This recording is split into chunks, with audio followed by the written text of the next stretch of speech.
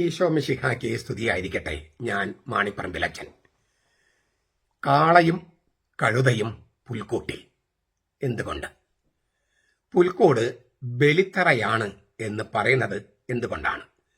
ബലിത്തറയായ പുൽക്കൂടും ബലിയായ കുർബാനയും തമ്മിൽ നേരിട്ട് ബന്ധമുണ്ടോ?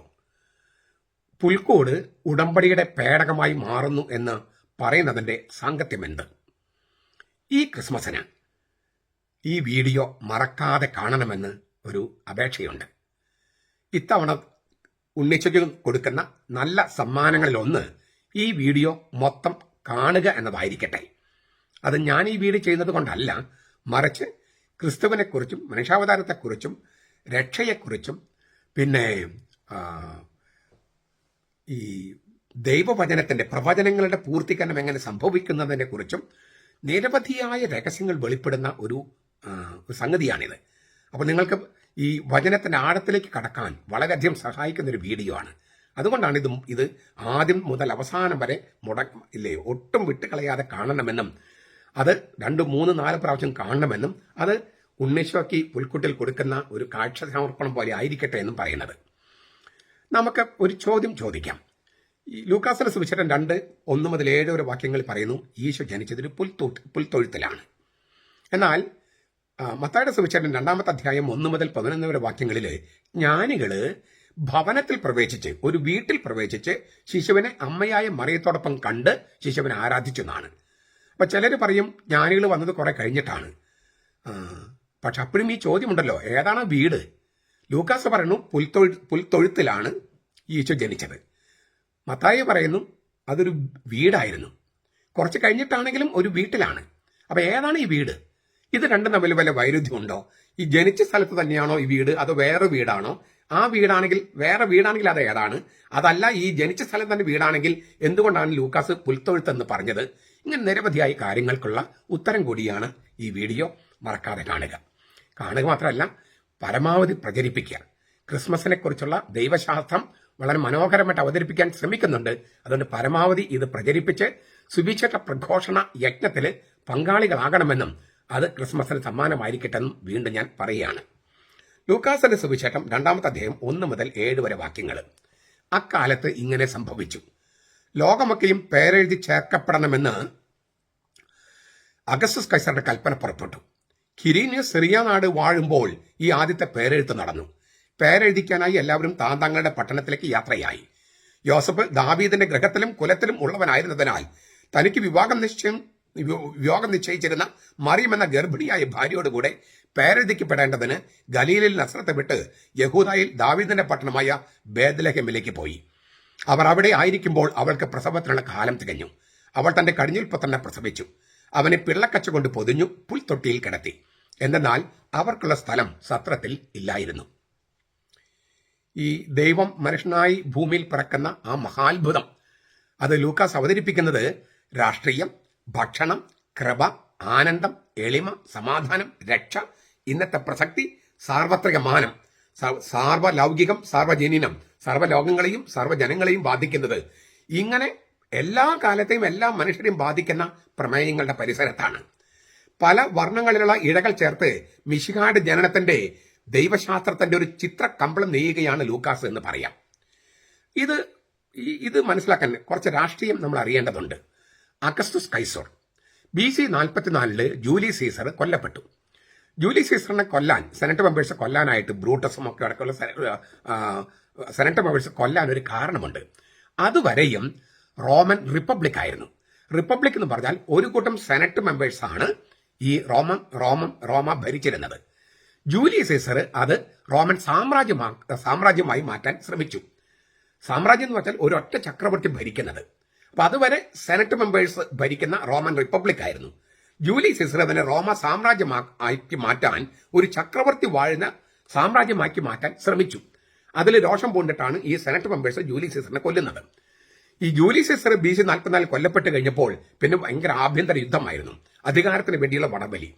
ഒക്ടേവിയൻ എന്ന് പറഞ്ഞ ആളും പിന്നെ മാർക്കാന്റണിയും തമ്മിലായിരുന്നു അധികാര വടംവലി.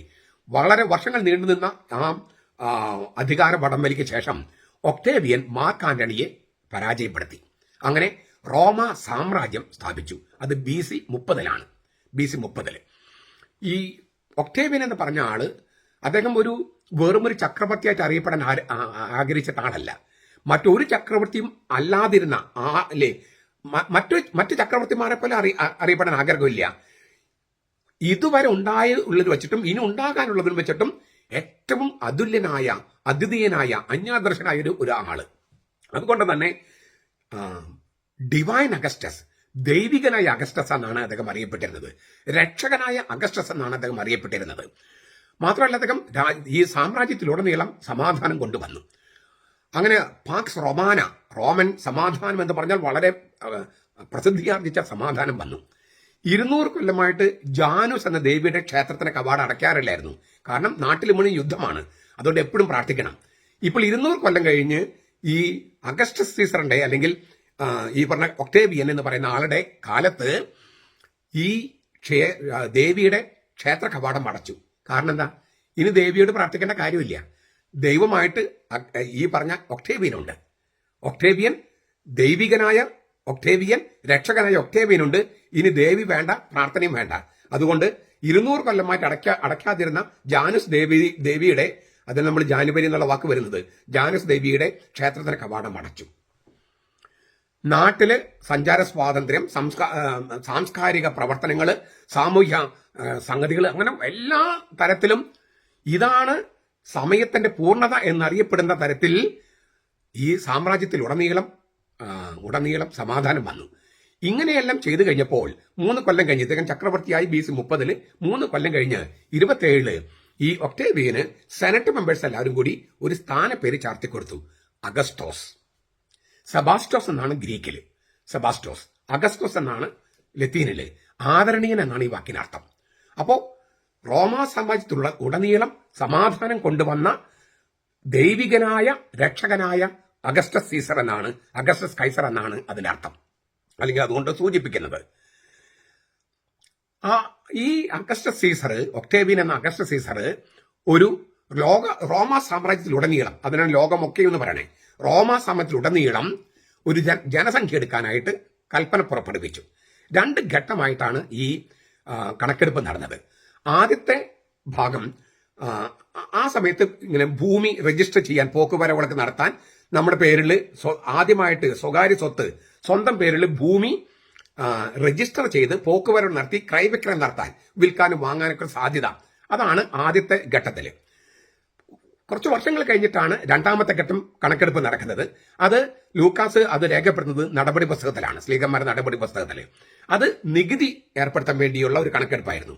അത് രാഷ്ട്രത്തിൽ ഒരുപാട് പ്രശ്നങ്ങളൊക്കെ ഉണ്ടാക്കുകയും ചെയ്തു.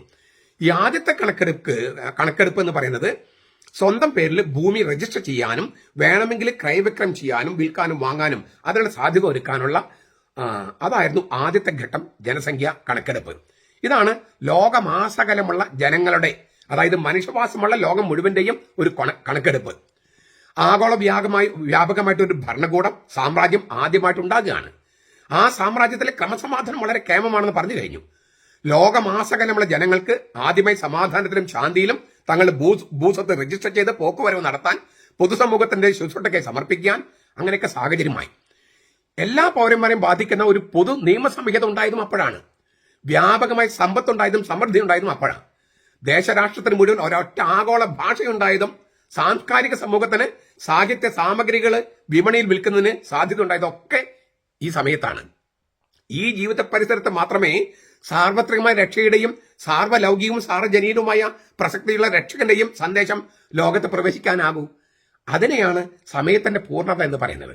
അതിന് വേറെ അർത്ഥങ്ങളുണ്ട്, നമ്മൾ അതിലേക്ക് കടക്കുന്നില്ല. ഈ 2 ഘട്ടമായിട്ടാണ് ഈ കണക്കെടുപ്പ് നടന്നെന്ന് പറഞ്ഞല്ലോ.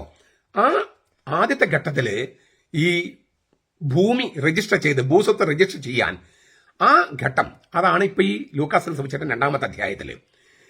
തങ്ങളുടെ ഭൂസ്വത്ത് രജിസ്റ്റർ ചെയ്ത് പോക്കുവരവ് നടത്താനുള്ള കണക്കെടുപ്പ്, അത് എവിടെ വേണം?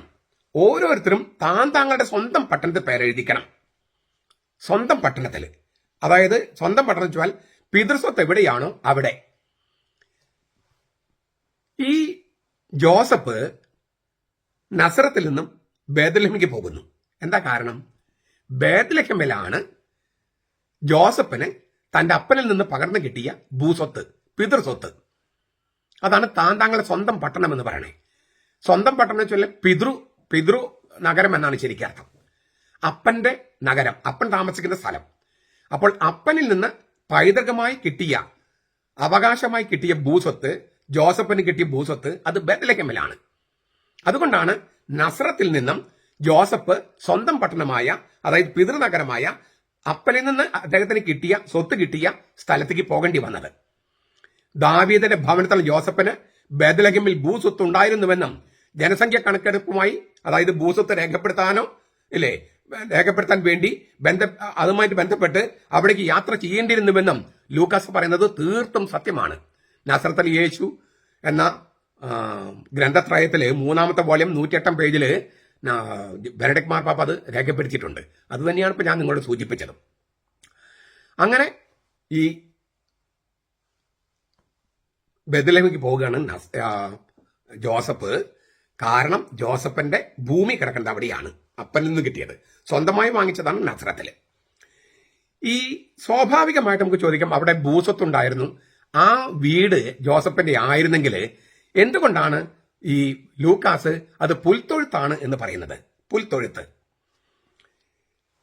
നമ്മൾ വടക്കേ ഇന്ത്യയില് ഇപ്പം ഉത്തർപ്രദേശിലോ മധ്യപ്രദേശിൽ പോയാൽ, ഗ്രാമങ്ങളിൽ പോയാൽ ഇപ്പോഴും കാണാം ഒരൊറ്റ മുറി വീട്, അതിന് നടുക്കൊരു പാർട്ടീഷൻ, മുൻവശം മനുഷ്യർ താമസിക്കാൻ, പുറകുവശം ഡൊമസ്റ്റിക് ആനിമൽസ് മെരുക്കിയെടുക്കുന്ന ഇണക്കിയെടുക്കുന്ന മൃഗങ്ങൾക്കുള്ളത്.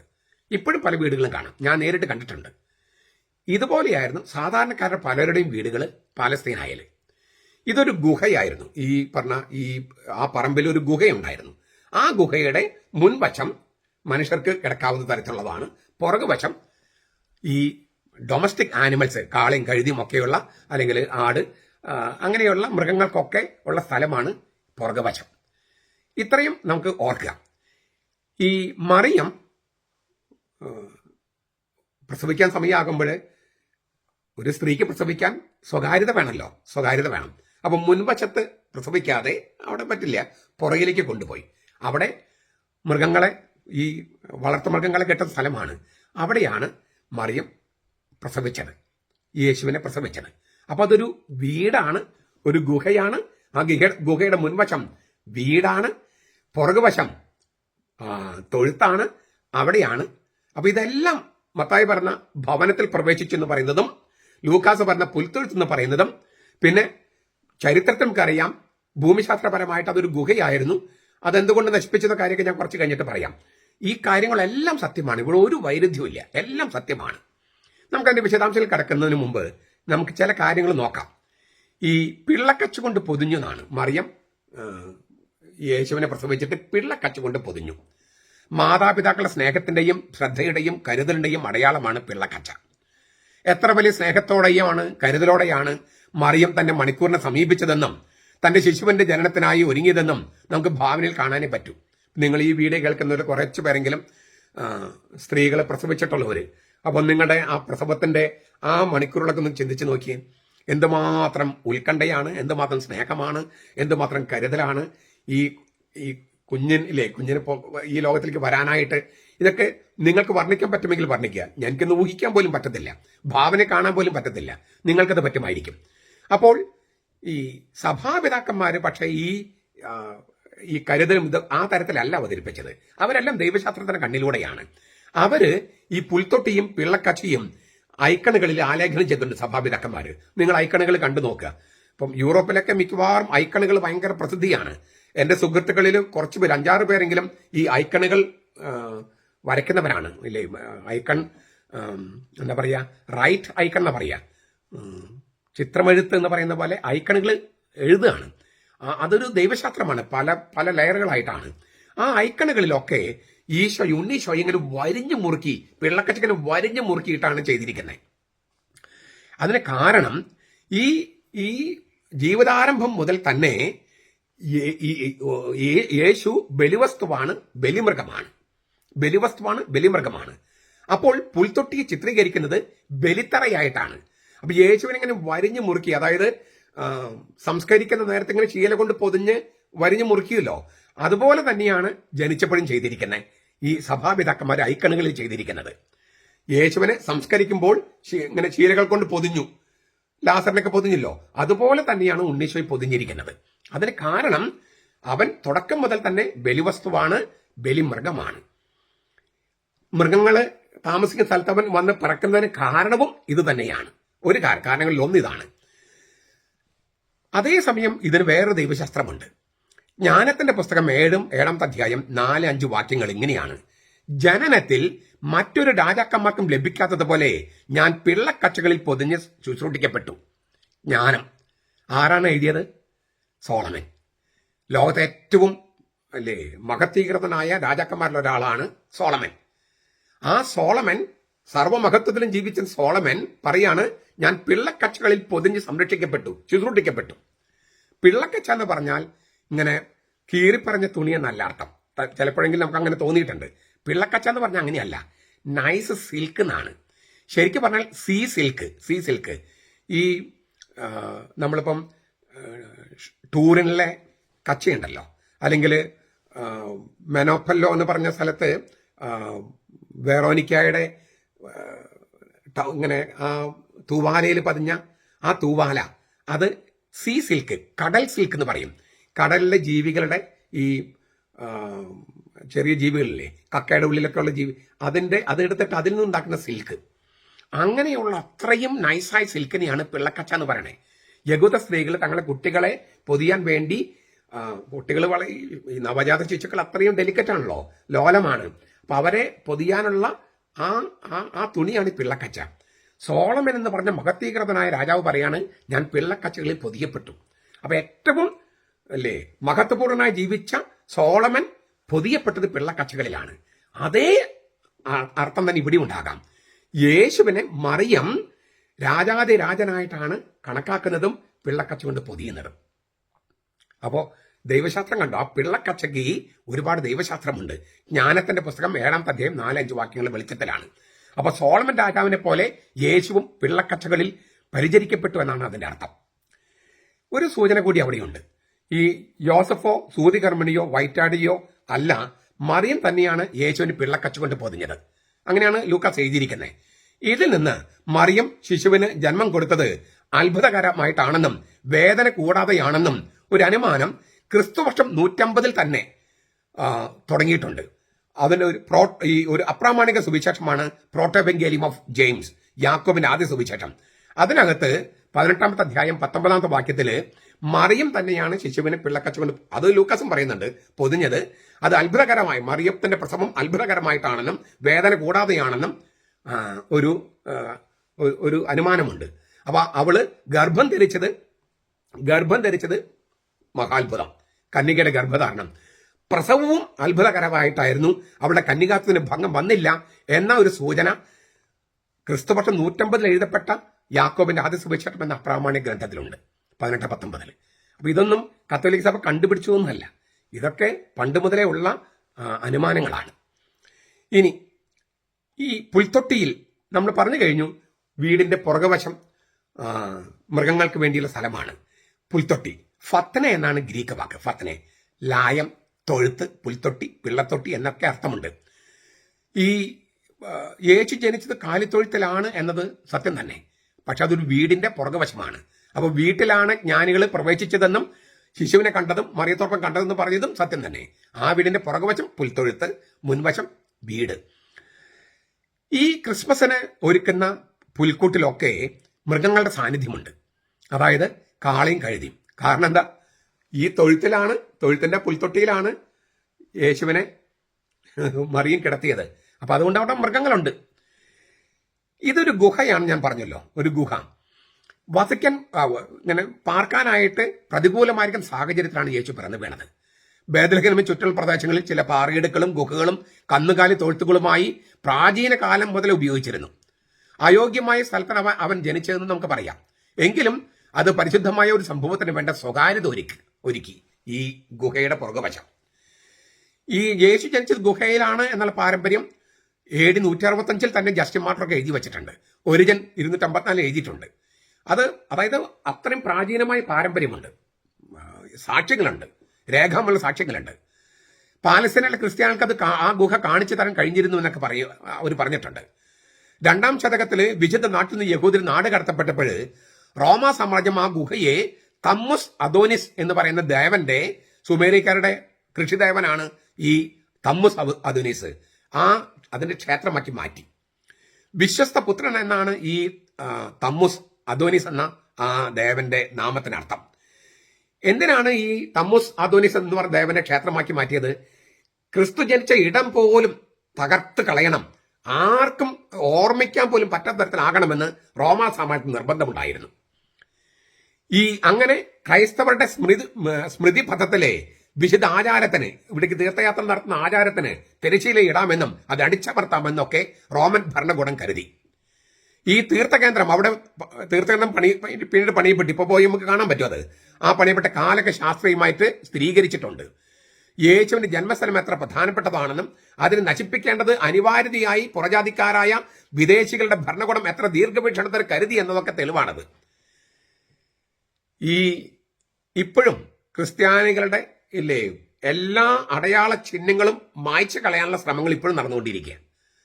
ക്രിസ്മസിന് എത്രയോ സ്ഥലത്താണ് പുൽക്കൂട് ആക്രമിക്കപ്പെടുന്നു, പുൽക്കൂട് നശിപ്പിക്കപ്പെടുന്നു, നക്ഷത്രം നശിപ്പിക്കുന്നു, പ്രാർത്ഥിക്കാനായിട്ട് കൂടുന്ന ഈ ഷെഡുകൾ പോലും പൊളിച്ചു കളയുന്നു. ഇതിലൂടെയൊക്കെ ക്രിസ്തുവിനെയും ക്രിസ്ത്യാനികളെ നശിപ്പിക്കാമെന്ന് ആളുകൾ വിചാരിക്കുക. റോമാ സാമ്രാജ്യം ഞാൻ പറഞ്ഞില്ലേ, എത്രയോ ഗാംഭീര്യമുണ്ടായിരുന്ന റോമാ സാമ്രാജ്യം പരിശ്രമിച്ചിട്ട് നടന്നിട്ടില്ല. എന്നിട്ട് നമ്മളിങ്ങി പിന്നെയും ചെയ്തുകൊണ്ടിരിക്കുക. ആളുകൾ അതൊന്നും പഠിക്കുന്നില്ല. ഇവൻ ദൈവമാണെന്നും ദൈവം മനുഷ്യനായ ആളാണെന്നുള്ള കാര്യമൊന്നും അവർക്ക് മനസ്സിലാകുന്നില്ല. അതുകൊണ്ട് അവരിങ്ങനെ നശിപ്പിക്കാൻ വേണ്ടി നടക്കണം അന്നും ഇന്നും.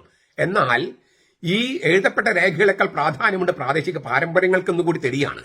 യേശുവിന്റെ ജന്മസ്ഥലം ബേത്ലഹേമാണെന്നുള്ള തെളിവ് നമുക്ക് അങ്ങനെ കിട്ടുകയാണ് ഈ പ്രാദേശിക പാരമ്പര്യത്തിൽ നിന്ന്.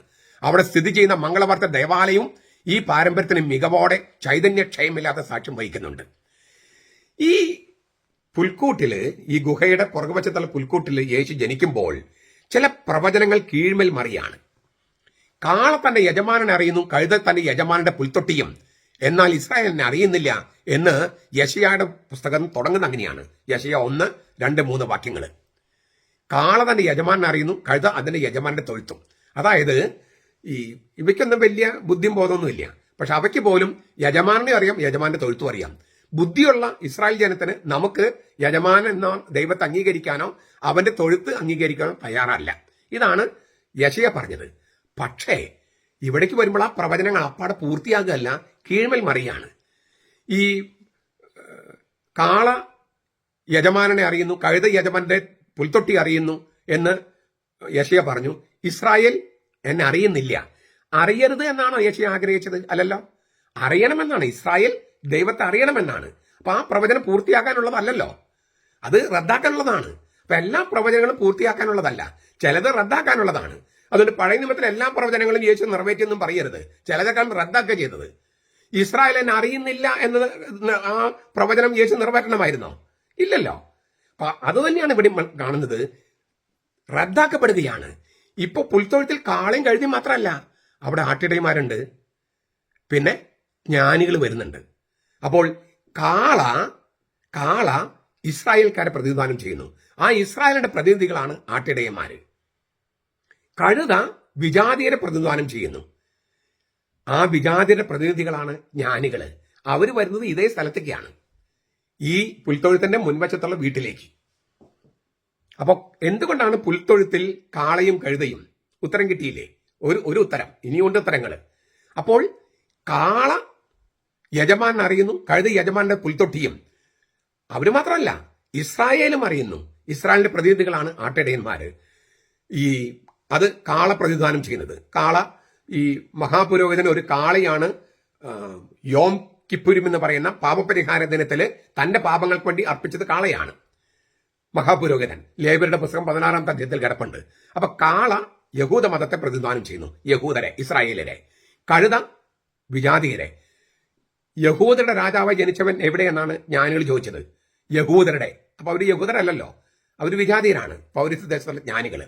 അപ്പോൾ കഴുത വിജാതീയരെയും കാള ഇസ്രായേലിലും പ്രതിദാനം ചെയ്യുന്നു. കാളയും കഴുതിയും മാത്രമല്ല, ഇസ്രായേലിലും ഇടയന്മാര്, പിന്നെ വിജാതീയരും ജ്ഞാനികളും ആ പുൽത്തൊഴുത്തിൽ വരുന്നു. ഇതിനോട് ബന്ധപ്പെടുത്തിയാണ് ആഗസ്റ്റിനോസ് നൽകുന്ന ഒരു വ്യാഖ്യാനമുണ്ട്. ആദ്യം നമുക്ക് അല്പം എന്താ പറയാ റൂഡായിട്ടുള്ള ഒരു വ്യാഖ്യാനമായിട്ട് തോന്നും. മൃഗങ്ങൾക്ക് ഭക്ഷണം കൊടുക്കുന്ന സ്ഥലമാണല്ലോ പുൽത്തൊട്ടി. അവിടെ ഇപ്പോൾ കിടക്കുന്നത് ലോകത്തിന്റെ ജീവന് വേണ്ടി സ്വർഗത്തിൽ നൽകപ്പെട്ട അപ്പമാണ്. ഈ യോഹന്നാന്റെ സുവിശേഷം 6-ാമത്തെ അധ്യായത്തില് 4 പ്രാവശ്യം 54-ാം വാക്യം തൊട്ട് 4 പ്രാവശ്യം യേശു നിങ്ങൾ ഈ മനുഷ്യപുത്രന്റെ ശരീരം ഭക്ഷിക്കുക എന്ന് പറയുമ്പോൾ ഉപയോഗിക്കുന്ന വാക്ക് ട്രോഗയിൻ എന്ന വാക്കാണ്. ട്രോഗയിൻ. ഈ സാധാരണ ഭക്ഷണം കഴിക്കുക എന്നുള്ളതിന് എസ്തിയോ എന്നാണ് ഗ്രീക്ക് വാക്ക്. എസ്തിയോ സാധാരണ ഭക്ഷണം. ട്രോഗയിൻ എന്ന് പറഞ്ഞാൽ നമ്മൾ ഗ്നാവ് എന്നൊക്കെ പറയില്ലേ, ഇങ്ങനെ മൃഗങ്ങൾ ചവച്ചരച്ച് കഴിക്കുന്നതിനെയാണ് ഗ്നാവ് എന്ന് പറയാ. 4 പ്രാവശ്യം കർത്താവ് ആ വാക്ക് ഉപയോഗിക്കണേ. അപ്പോൾ ഭക്ഷിക്കാൻ മനുഷ്യപുത്രന്റെ മാംസം ഭക്ഷിക്കണമെന്ന് പറഞ്ഞാൽ പോരാ, ചവച്ചരച്ച് തിന്നണമെന്നാണ് കർത്താവ് ഉപയോഗിച്ചത്. ചവച്ചരച്ച് തിന്നണം. മനുഷ്യപുത്രന്റെ മാംസം ചവച്ചരച്ച് തിന്നണം. 4 പ്രാവശ്യം കർത്താവ് ആ വാക്ക് ഉപയോഗിക്കുന്നുണ്ട്. ഞാൻ പറഞ്ഞല്ലോ റൂഡായിട്ട് തോന്നും, പക്ഷെ ഗ്നാവ് എന്നർത്ഥമുള്ള GNAW ഗ്നാവ് എന്നർത്ഥമുള്ള ട്രോഗേൻ എന്ന ഗ്രീക്ക് വാക്കാണ് കർത്താവ് ഉപയോഗിക്കുന്നത്. അതേ വാക്ക് തന്നെ കർത്താവ് ഉപയോഗിക്കുന്നുണ്ട്. ഈ എന്നോടൊപ്പം ഒരേ പാത്രത്തിൽ ഭക്ഷണം കഴിച്ചവനാണ് എനിക്കെതിരെ കുതികാൽ ഉയർത്തിയത്. അവിടെയും കർത്താവ് ഉപയോഗിക്കുന്നത് ട്രോഗേൻ എന്ന വാക്കാ. ഭക്ഷണം കഴിക്കുന്ന സാധാരണ വാക്ക് എസ്തിയോ എന്നാണ്, എസ്തിയോ ഗ്രീക്കില്. പക്ഷെ കർത്താവ് ഉപയോഗിക്കുന്നത് ട്രോഗേൻ എന്ന വാക്കാണ്. ചവച്ചരച്ച് ഭക്ഷണം കഴിച്ചവനാണ് എനിക്കെതിരെ കുതികാൽ ഉയർത്തിയത്. അതായത് കൗതാശിക ഭക്ഷണം ചവച്ചരച്ച് കഴിച്ചവനാണ് എനിക്കെതിരെ കുതികാൽ ഉയർത്തിയത്. അപ്പൊ 4 പ്രാവശ്യം കർത്താവ് ഇങ്ങനെ ഈ വാക്ക് ഉപയോഗിക്കുന്നുണ്ട്. ഈ എന്നെ നിങ്ങൾ ഭക്ഷിക്കണം, തിന്നണം. ഇല്ലേ, പരിഷ്കരിച്ച വാക്ക് വെച്ചിട്ട് ഭക്ഷിക്കണം, പാനം ചെയ്യണമെന്നല്ല, കുടിക്കണം, തിന്നണം എന്ന് തന്നെയാണ് കർത്താവ് ഉപയോഗിച്ചത് 4 പ്രാവശ്യം. അത് ശരിക്കും തിന്നണമെന്ന അർത്ഥത്തിലാണ്, ശരിക്കും കുടിക്കണമെന്ന അർത്ഥത്തിലാണ്. ചുരുക്കത്തില് ജീവന്റെ അപ്പമായിട്ട് കർത്താവ് വന്നു, സ്വർഗത്തിൽ നിന്നുള്ള നിത്യജീവൻ അപ്പമായി വന്നു. എന്നിട്ട് അവൻ കിടക്കുന്ന എവിടെയാണ്? മൃഗങ്ങൾക്ക് തീറ്റ കൊടുക്കുന്ന പുൽത്തൊട്ടിയിൽ. ഇപ്പൊ അവിടെ കിടക്കുന്നത് മനുഷ്യവംശത്തിന്റെ ശരിയായ അപ്പവും ഇല്ലേ മാംസവും രക്തമായിട്ട് വന്നവനാണ് മിശിഹ. ദൈവത്തിന്റെ തീന്മേശയിലേക്കാണ് ഈ പുൽത്തൊട്ടി സൂചന നൽകുന്നത്. ദൈവത്തിന്റെ അപ്പം സ്വീകരിക്കാനായി നാം ക്ഷണിക്കപ്പെട്ടിരിക്കുന്നത് ദിവ്യമായ ഈ തീന്മേശയിലേക്കാണ്. അപ്പോൾ ആ പുൽത്തൊട്ടി നമ്മുടെ അൾത്താരയായിട്ട് മാറുകയാണ്, ബലിത്തറയായിട്ട് മാറുകയാണ്. പുൽത്തൊട്ടിയിൽ കിടക്കുന്ന പാര യേശു. ആ യേശു പറയണു, നിങ്ങൾ എന്നെ ഭക്ഷിക്കണം, എന്നെ കുടിക്കണം, എന്റെ രക്തം കുടിക്കണം. അപ്പോൾ മൃഗങ്ങൾക്ക് ഭക്ഷണം കൊടുക്കുന്ന സ്ഥലത്ത് കർത്താവ് കിടക്കുന്നതിന് കാരണം ഇപ്പോൾ കാള, കഴുത, അതായത് ഇസ്രായേലരും യഹൂദരും വിജാതീയരും അവരെല്ലാവരും അവിടെയുണ്ട്. അവനെ യേശുവെന്ന ആ അപ്പത്തെ കഴിക്കണം. അത് സൂചിപ്പിക്കാൻ വേണ്ടിയാണ് യേശു മൃഗങ്ങൾക്ക് ഭക്ഷണം കൊടുക്കുന്ന പുൽത്തൊട്ടിൽ വന്ന് കിടക്കുന്നത്. ഇതാണ് അഗസ്തീനോസിന്റെ വ്യാഖ്യാനം. നോക്കൂ എത്ര ഗംഭീരമാണ്. അപ്പോൾ പുൽത്തൊട്ടി എന്ന് പറയുന്നത് ബലിത്തറയായി മാറുകയാണ്, നമ്മുടെ അൾത്താരയായിട്ട് മാറുകയാണ്. ഈ യോഹന്നാന്റെ സുവിശേഷത്തില് 12-ാമത്തെ അധ്യായത്തില് ഗ്രീക്കുകാര് കർത്താവിനെ കാണാൻ വരുന്നുണ്ട്. അങ്ങനെ ഗ്രീക്കുകാർ അവർ വന്നിട്ട് ആദ്യം ഗ്രീക്ക് നാമധാരിയായ ഫിലിപ്പോസിന്റെ അടുത്ത് ചെല്ലും. ഫിലിപ്പോസ് അന്ത്രയോസിന്റെ അടുത്ത്, അദ്ദേഹം ഗ്രീക്ക് നാമധാരിയാണ്. ചെന്നിട്ട് രണ്ടുപേരും ചെന്ന് കർത്താവിന്റെ അടുത്ത് ചെന്നിട്ട് പറയും, ഇങ്ങനെ ഗ്രീക്കുകാർ കാണാൻ വന്നിരിക്കുന്നു. അപ്പൊ കർത്താവ് പറയും, മനുഷ്യപുത്രം മഹത്വപ്പെടാനുള്ള സമയമായിരിക്കുന്നു. ഗോതമ്പ് മണി നിലത്ത് വീണ് അടിയുന്നില്ലെങ്കിൽ അത് അതേപടി ഇരിക്കും, അടിയുന്നെങ്കിലോ അത് വളരെയേറെ ഫലം പുറപ്പെടുവിക്കും. ഗ്രീക്കുകാർ കാണാനാണ് ആഗ്രഹിച്ചത്. പക്ഷെ കർത്താവ് വളരെ രഹസ്യാത്മകത തുളുമ്പുന്ന നിഗൂഢാത്മകമായ ഒരു വചനമാണ് പറഞ്ഞത്. ഗോതമ്പ് പണി നിലത്ത് വീണ് അഴിഞ്ഞാലേ അവർക്ക് കാണാൻ പറ്റൂ എന്നെ. ഏതാണ് ഈ ഗോതമ്പ് പണി? തീർച്ചയായിട്ടും അവരുടെ മരണത്തിലേക്കും ഉത്ഥാനത്തിലേക്കുമാണ് ഒന്നാമത്തെ സൂചന. പക്ഷെ അതിൻ്റെ ഉള്ളിൽ മറ്റൊരു സൂചനയുണ്ട്. ഈ ഗോതമ്പ് പണി യേശു തന്നെയാണ്. ആ യേശു ഗോതമ്പ് പണി നിലത്ത് വീണ് അഴിഞ്ഞ് അവൻ അപ്പമായി മാറണം, ഗോതമ്പ് അപ്പമായി മാറണം, കുർബാനയായിട്ട് മാറണം. അങ്ങനെ വിജാതിയർക്ക് യേശുവിനെ കാണാൻ കഴിയൂ. ഇപ്പൊ നമുക്ക് യേശുവിനെ കാണാൻ കഴിയുന്നത് ഗോതമ്പ് പണി നിലത്ത് വീണ് അഴിഞ്ഞ ഗോതമ്പ് പണിയായിട്ടല്ലേ, കുർബാനയായിട്ടല്ലേ. അപ്പോൾ വിജാതിയർ എങ്ങനെയാണ് യേശുവിനെ കാണുക? നിലത്ത് വീണ് അഴിയുന്ന ഗോതമ്പ് പണിയായി, കുർബാനയായി. ഈ കാളയ്ക്കും കഴുതയ്ക്കും അർത്ഥം നമ്മൾ ഇപ്പം 2 പ്രധാനപ്പെട്ട അർത്ഥങ്ങൾ ഞാൻ പറഞ്ഞു കഴിഞ്ഞു. ഇനി മൂന്നാമതൊരു അർത്ഥം കൂടിയുണ്ട്. നിങ്ങൾ കയ്യിൽ ബൈബിൾ ഉണ്ടെങ്കിൽ ഹബക്കുക്ക് പ്രവാചകന്റെ പ്രവചനത്തിൽ 3-ാമത്തെ അധ്യായം 2-ാമത്തെ വാക്യം വായിക്കുക. സംവത്സരങ്ങളുടെ മധ്യേ അങ്ങയുടെ പ്രവൃത്തിയെ ജീവിപ്പിക്കണമേ, സംവത്സരങ്ങളുടെ മധ്യേ അത് വെളിപ്പെടുത്തണമേ എന്നായിരിക്കും നിങ്ങൾക്ക് വായിക്കുക. എന്നാൽ ഇതിന്റെ സെപ്തുജിന്ത പാഠാന്തരം സെപ്തുജിന്റ് ഗ്രീക്ക് പരിഭാഷ.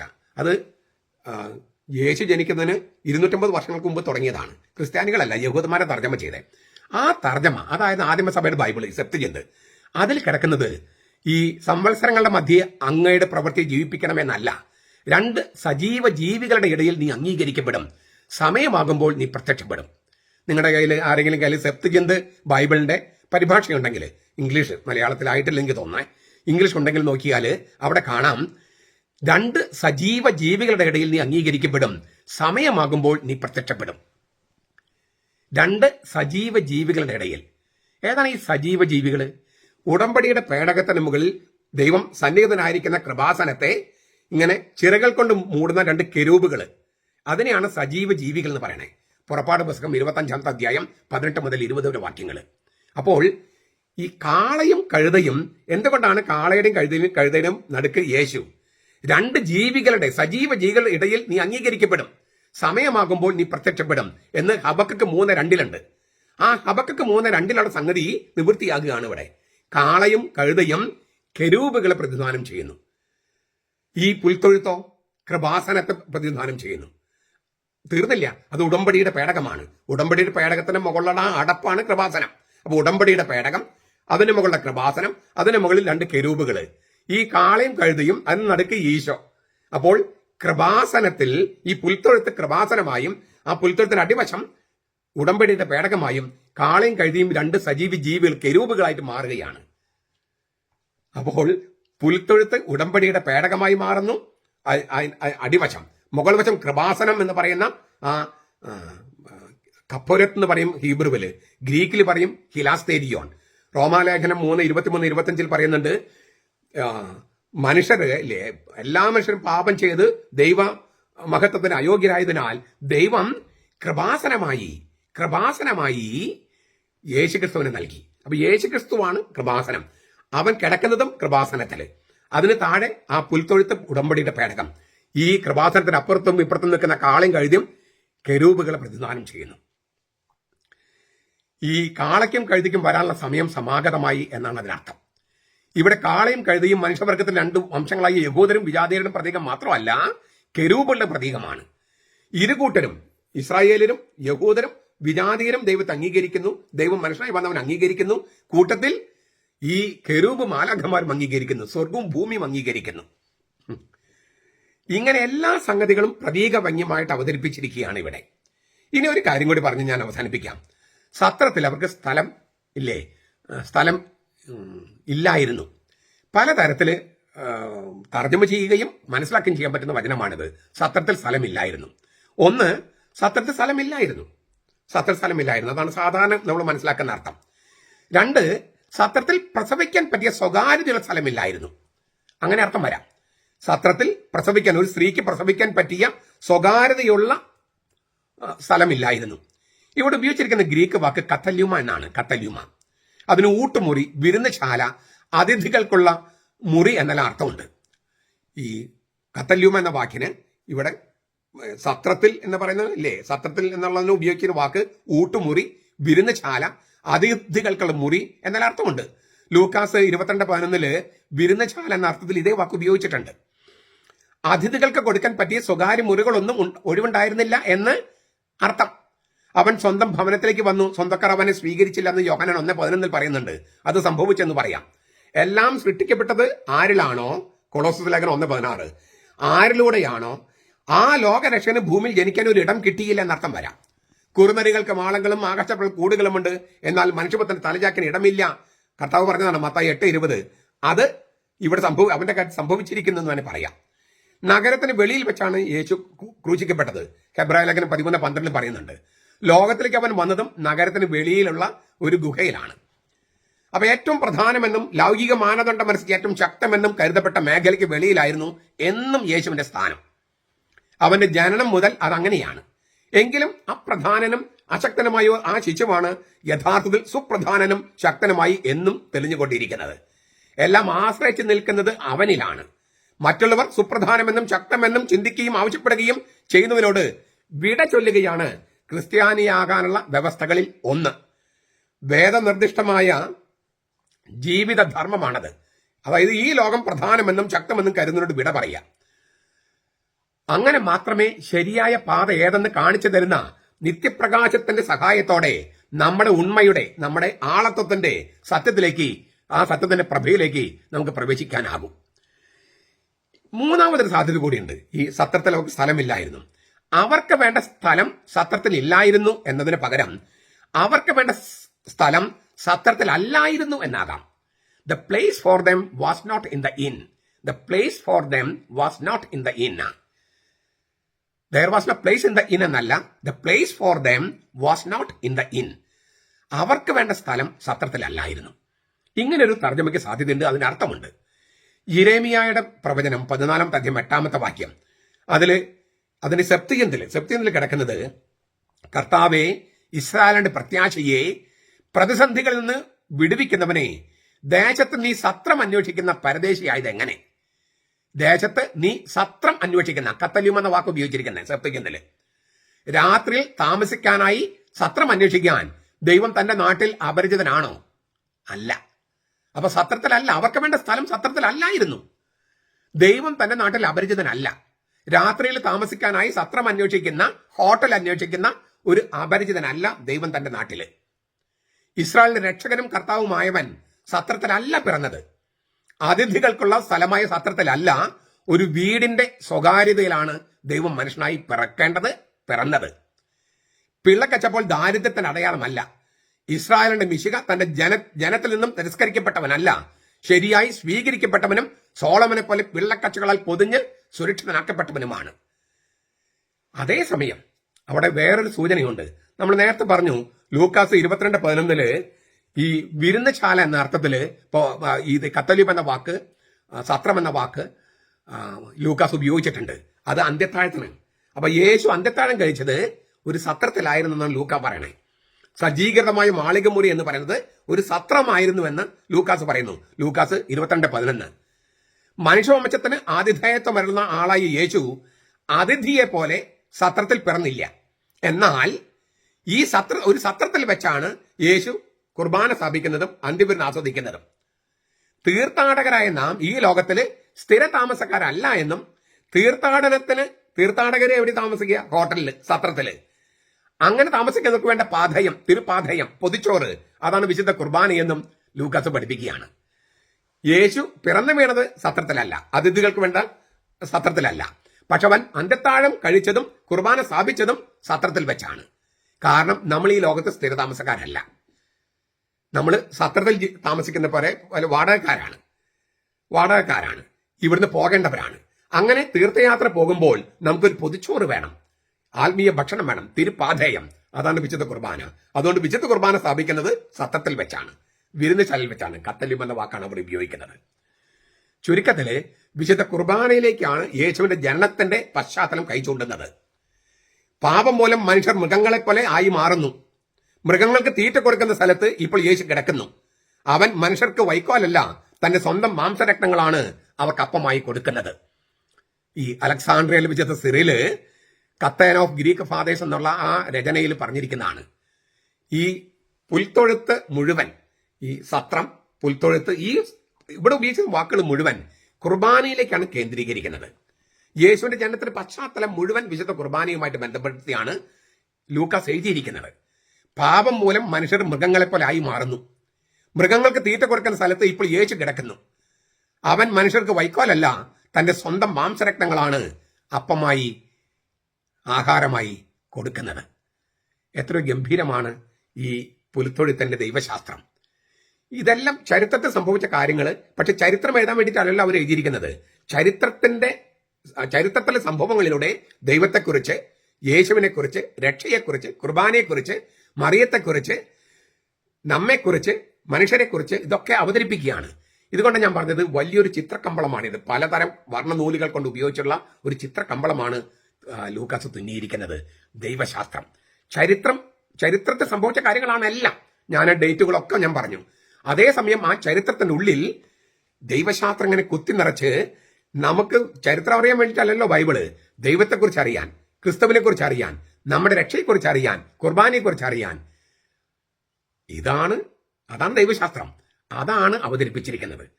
നിങ്ങൾക്ക് കാര്യം മനസ്സിലായോ? ഇത് നിങ്ങൾ എത്ര പ്രാവശ്യം കേട്ടാലാണ് മുഴുവൻ മനസ്സിലാകുന്നത് എനിക്ക് അറിഞ്ഞുകൂടാ. ഞാൻ അതുകൊണ്ട് ആവർത്തിക്കുകയാണ്, ഈ ക്രിസ്മസിന് വീണ്ടും വീണ്ടും വീണ്ടും നിങ്ങൾ ഈ വീഡിയോ കാണണമെന്നും ഇത് അധികം പേര് നിങ്ങളോട് പറഞ്ഞിട്ടുണ്ടാകില്ല. അതുകൊണ്ട് ഞാൻ ആവർത്തിക്കുന്നത്. എന്നിട്ട് നിങ്ങൾക്ക് പറ്റാവുന്ന എല്ലാവർക്കും ഇത് അയച്ചു കൊടുക്കണമെന്നും നിർബന്ധപൂർവ്വം ഇത് കാണണമെന്നും ഉണ്ണീശോയ്ക്കാൾ സമ്മാനമായിട്ട് ഈ വീഡിയോ കണ്ട് കാഴ്ചവെക്കണമെന്നും ഞാൻ വീണ്ടും വിനീതമായിട്ട് അഭ്യർത്ഥിക്കുകയാണ്. എല്ലാവർക്കും ക്രിസ്മസിന്റെ മംഗളങ്ങൾ.